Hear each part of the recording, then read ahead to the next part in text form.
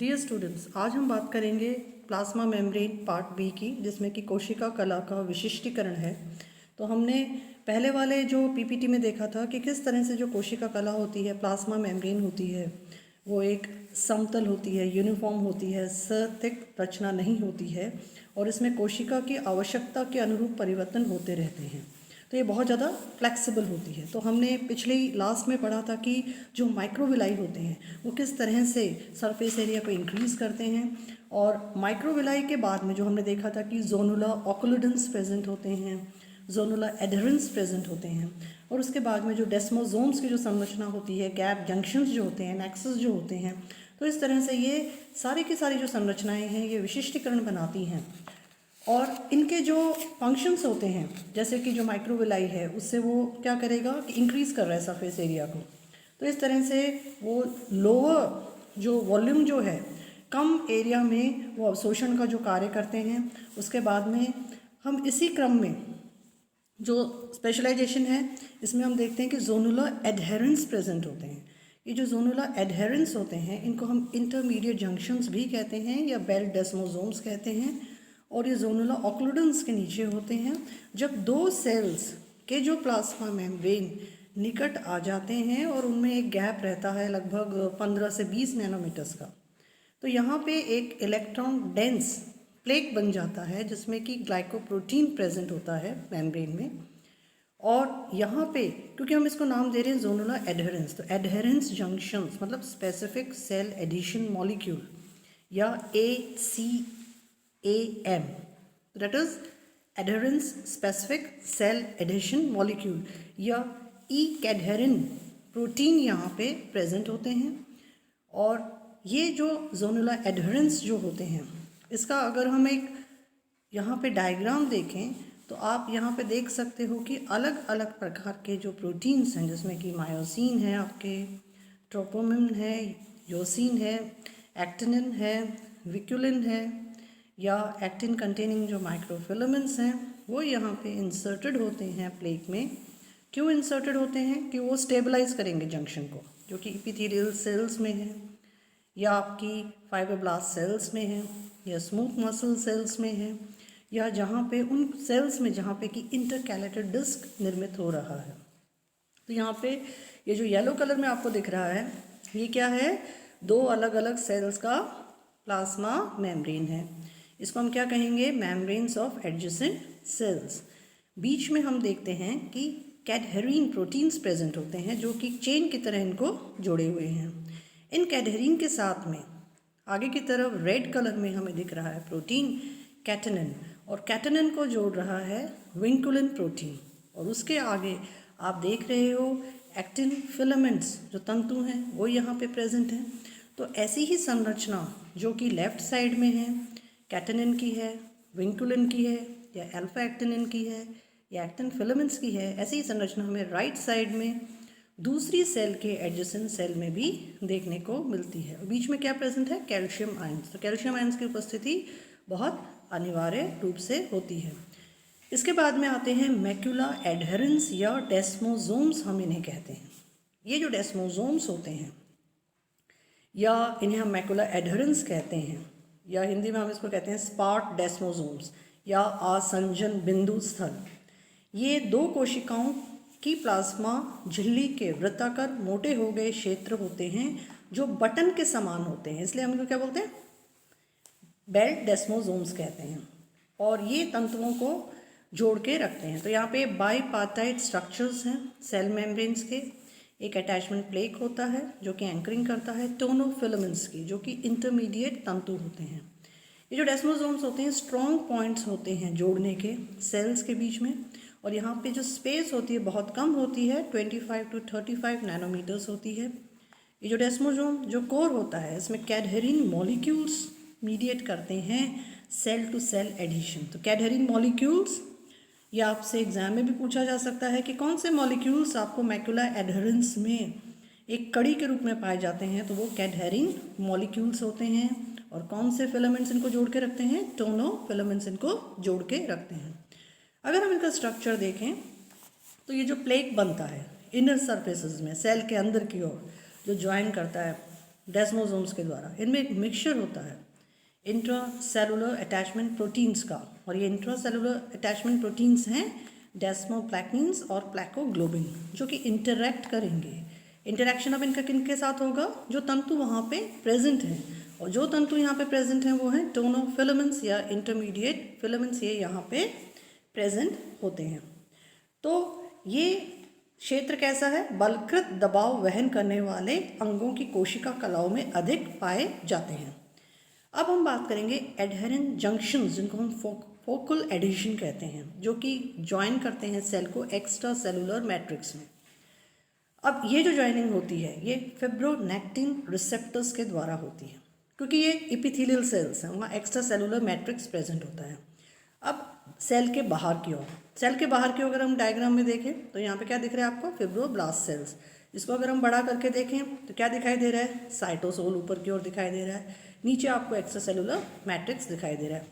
अब ये जो सेल मेम्ब्रेन है, जो कि साइटोसोल और एक्स्ट्रा सेलुलर मैट्रिक्स के मध्य उपस्थित है, इसमें आपको तंतु दिखाई दे रहे हैं, alpha actinin, actin filaments, vinculin proteins या टेलिन आपको यहाँ पे दिखाई दे रहे हैं। एक्स्ट्रा सेलुलर मैट्रिक्स में आपको क्या दिखाई दे रहे हैं? इंटीग्रिन्स। और ये जो इंटीग्रिन्स हैं ये किस में एम्बेडेड हैं? मैट्रिक्स में यहाँ पे आपको एम्बेडेड दिखाई दे रहे हैं। तो बेसिकली ये जो फोकल एडिशन है, इनकी ज्वाइनिंग किस रिसेप्टर के माध्यम से होगी? फिब्रोनेक्टिन रिसेप्टर्स के माध्यम से। फिब्रोनेक्टिन क्यों? क्योंकि ये फिब्रोब्लास्ट सेल से जुड़े हुए हैं, तो इस तरह से इनका जुड़ाव होता है। तो ये जंक्शन पॉइंट्स फोकल एडिशन कहलाते हैं। फिर हम बात करते हैं हेमीडेस्मोसोम्स की, जो कि कनेक्ट करते हैं एक सेल को एक प्लेग से through a basal lamina. Integrins proteins के द्वारा ये इनको ज्वाइन करते हैं। डेस्मोसोम्स की तरह ही हेमीडेस्मोसोम्स इंटरैक्ट करते हैं टोनोफिलामेंट्स के साथ में, जो कि इंटरमीडिएट फिलामेंट्स हैं, और एडहेरेंट जंक्शन जो हैं रिजेंबल करते हैं डेस्मोसोम्स को, एक्सेप्ट टू एडजॉइनिंग सेल, जो कि जिनका कि सेपरेशन होता है थिन स्पेस से 20 से 25 नैनोमीटर्स के बीच की दूरी होनी चाहिए दो परस्पर सेल्स के प्लाज्मा मेम्ब्रेन के मध्य। अब वहाँ पे जो कनेक्शन होगा वो एक्टिन माइक्रोफिलामेंट्स के द्वारा होगा। कहाँ पे होगा? साइटोप्लाज्म में, या हम इसको कई बार साइटोसोल कह देते हैं। और कुछ ट्रांसमेम्ब्रेन ग्लाइकोप्रोटीन्स इससे जुड़ी हुई रहती हैं, जैसे कि कैडहेरिन्स। तो जैसे कि हम डायग्राम देख सकते हैं हेमीडेस्मोसोम्स का, कि यहाँ पे आपको एपिथेलियल सेल्स दिखाई दे रही हैं, इसके नीचे एक्स्ट्रा सेलुलर मैट्रिक्स है। अब एक तरफ तो आप देख रहे हो सेल मेम्ब्रेन कहाँ प्रेजेंट है? साइटोसोल और एक्स्ट्रा सेलुलर मैट्रिक्स के मध्य ये प्रेजेंट है। यहाँ पे अगर हम साइटोसोल में देखें तो ये जो प्लैक्टिन है, जो गोलाकार संरचना है, जिसकी प्लैक्टिन फैमिली प्रोटीन है, BPAG कहते हैं इसको, यहाँ पे एक प्लेग बन जाता है, प्लेग से तंतु जुड़े हुए हैं, वो तंतु कहला रहे हैं इंटरमीडिएट फिलामेंट्स। और अगर हम एक्स्ट्रा सेलुलर मैट्रिक्स में देखें तो ये जो प्लैक्टिन है ये किससे जुड़ा हुआ है? ट्रांसमेम्ब्रेन प्रोटीन से, और मैट्रिक्स में इंटीग्रिन्स प्रेजेंट है। तो इस तरह से प्लैक्टिन इनको जोड़ने का काम करता है, एक तरफ तो साइटोसोल से और दूसरी तरफ एक्स्ट्रा सेलुलर मैट्रिक्स से। और ये जो प्लैक्टिन है ये एक तरफ प्लेग से जुड़ता है, और जो प्लेग हैं वो जुड़ते हैं इंटरमीडिएट फिलामेंट से। दूसरी तरफ जो प्लैक्टिन है वो जुड़ता है ट्रांसमेम्ब्रेन प्रोटीन से जुड़ता है, और वो जुड़ते हैं आपके इंटीग्रिन से। अब ये जो हेमीडेस्मोसोम्स हैं, जिसमें कि हम इसका जो डायग्राम है वो यहाँ पे आप देख सकते हो कि किस तरह से साइटोसोल और एक्स्ट्रा सेलुलर मैट्रिक्स में इनका एम्बेडिंग है। तो ये ज़्यादातर कहाँ पे पाए जाते हैं? स्ट्रेटिफाइड स्क्वामस एपिथेलियल सेल्स में, जिनमें कि लेयर्ड सेल्स होती हैं, वहाँ पे वो पाए जाते हैं, जहाँ पे कि जो सुपरफिशियल जो लेयर होता है, ऊपर का जो लेयर होता है, उसमें जंक्शनल कॉम्प्लेक्सेस नहीं होते हैं, और डायरेक्टली जो आपकी बेसल सेल्स हैं वो एक्सपोज रहती हैं। इसीलिए ये जो हेमीडेस्मोसोम्स हैं वो सर्व करते हैं साइट्स ऑफ अटैचमेंट। किस साइट्स का अटैचमेंट करेंगे? एक्टिन बेस्ड कॉन्ट्रैक्टाइल सिस्टम का, जो कि साइटोप्लाज्म में प्रेजेंट है। तो इस तरह से आप डायग्राम में देख सकते हो कि ये जो बेसमेंट मेम्ब्रेन है, यहाँ पे बीच में आपके प्रेजेंट है हेमीडेस्मोसोम्स, इसके आप इंटरमीडिएट फिलामेंट्स देख रहे हो, एक तरफ आप उसका प्लेग देख रहे हो, दूसरी तरफ ये जुड़े हुए हैं यहाँ पे एक बेसमेंट मेम्ब्रेन के सेल से, बेसल सेल से वो जुड़े हुए हैं।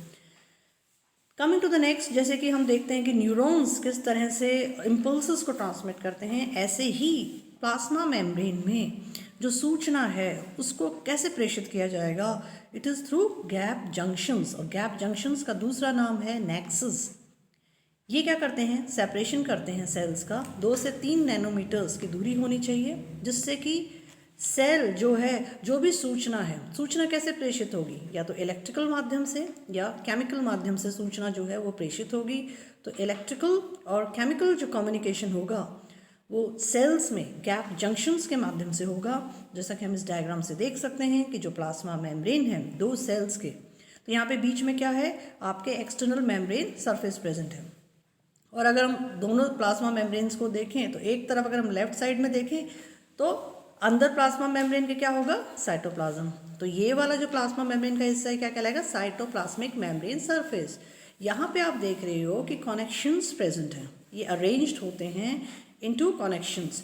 अब बीच में क्या है, हाइड्रोफिलिक चैनल्स हैं और हर में 1.5 नैनोमीटर्स विड्थ है, जिससे कि 3 नैनोमीटर का एक गैप हो जाता है। मतलब कम से कम सेपरेशन 2 से 3 नैनोमीटर्स का होना चाहिए। और ये सेपरेशन कैसे विकसित होता है, थ्रू हाइड्रोफिलिक चैनल्स। तो ये हाइड्रोफिलिक चैनल्स के द्वारा निर्मित होता है, एक गैप निर्मित होता है 2 से 3 नैनोमीटर्स का, जो कि आवश्यक है बिटवीन सेल 1 एंड सेल 2। तो ये जो गैप बना है वो एक्स्ट्रा सेलुलर स्पेस में निर्मित हुआ है, जिससे कि आपके इलेक्ट्रिकल और केमिकल कम्युनिकेशन होगा।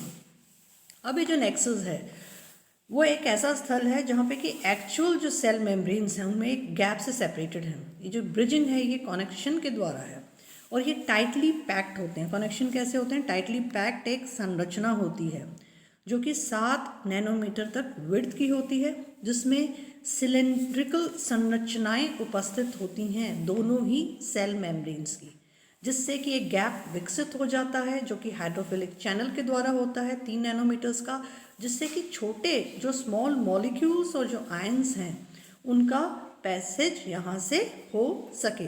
तो ये आप इसमें देख सकते हो कि इस तरह से जो डायग्राम है उसमें आपके इंटरैक्टिंग प्लाज्मा मेम्ब्रेन्स हैं और आपके जो चैनल्स बने हैं हाइड्रोफिलिक चैनल्स यहाँ पे आप देख सकते हो, गैप यहाँ पे आप देख सकते हो, और एक इस तरह से कनेक्शन यहाँ पे एक ब्रिजिंग के रूप में प्रेजेंट है।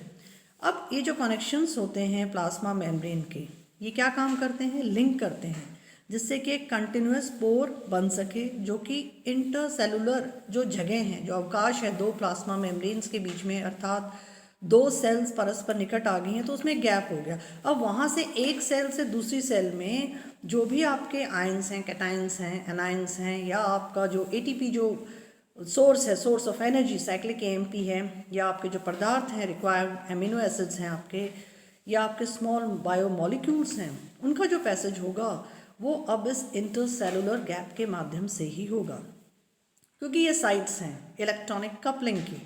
इलेक्ट्रॉनिक कपलिंग के मतलब यहाँ पे रेसिस्टेंस बहुत कम है आयन फ्लो के लिए, और ये एक प्रकार का जंक्शन है जिसमें कि मीडिएट होता है flow of current between cells. अब जहाँ पे फ्लो ऑफ करंट होगा तो सेल्स का जो सिग्नलिंग होती है, सेल्स के बीच में जो कम्युनिकेशन होता है, कोऑर्डिनेशन होता है, वो इस इलेक्ट्रॉनिक कपलिंग के माध्यम से ही होगा।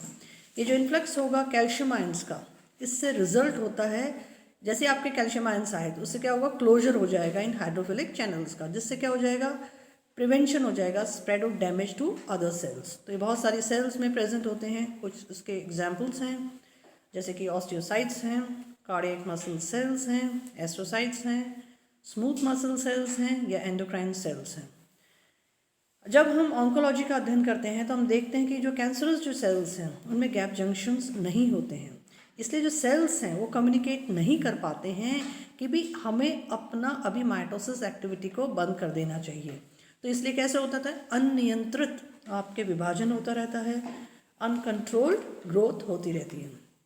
तो इस तरह से ये जो सेल जंक्शंस हैं which are very dynamic specialised structures, इनकी जो डिस्कवरी है वो रिलेटिवली स्टैटिक स्ट्रक्चर्स के रूप में हुई थी, कि मतलब ये रूपांतरित नहीं होते, बहुत फिक्स्ड रहते हैं एक जगह पे। एक जगह में अगर आपके बन गए हैं ये संरचनाएं तो उसके अनुरूप ही पैसेज होगा, चाहे वो आयंस बायो मॉलिक्यूल से कम्युनिकेशन सेल को और किसी स्थल पर चाहिए।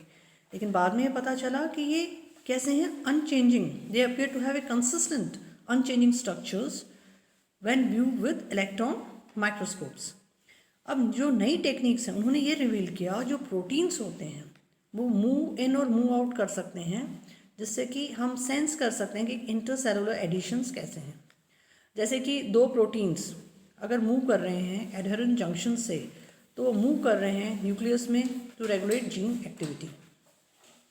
तो जो इंटरेक्शन है जंक्शनल एडिशन मॉलिक्यूल्स का साइटोस्केलेटन के साथ में, उसे पता चला है कि ये जो है, ये जो स्पेशलाइजेशन होती हैं प्लाज्मा मेम्ब्रेन की, they are very dynamic in nature, और उनके ऊपर भी बहुत सारा अध्ययन का कार्य अभी किया जा रहा है। तो इस तरह से हमने देखा कि ये जो स्पेशलाइजेशंस हैं प्लाज्मा मेम्ब्रेन के, अदर इट इज़ माइक्रोविलाई या फिर आपके जोनुलर ऑक्लूडेंस हैं, जोनुलर एडहेरेंस हैं, डेस्मोसोम्स हैं या आपके नेक्सस है, ये बहुत ही इम्पॉर्टेंट रोल प्ले करते हैं सेल के फ्लेक्सिबिलिटी में, सेल के स्पेशलाइजेशंस में, क्योंकि ये परस्पर दो सेल्स के मध्य पाए जाते हैं, चाहे वो सीलिंग स्ट्रैंड्स के रूप में हो, चाहे गैप जंक्शंस के रूप में हो, या इंटरसेलुलर ब्रिजेस के रूप में हो, या वो प्लेक के रूप में हो, या टोनोफिब्रिल्स के रूप में हो। तो इस तरह से these are very important cell junctions. I hope आपको स्पेशलाइजेशंस ऑफ प्लाज्मा मेम्ब्रेन बहुत ही सरल प्रारूप से समझ में आ गए होंगे। Thank you.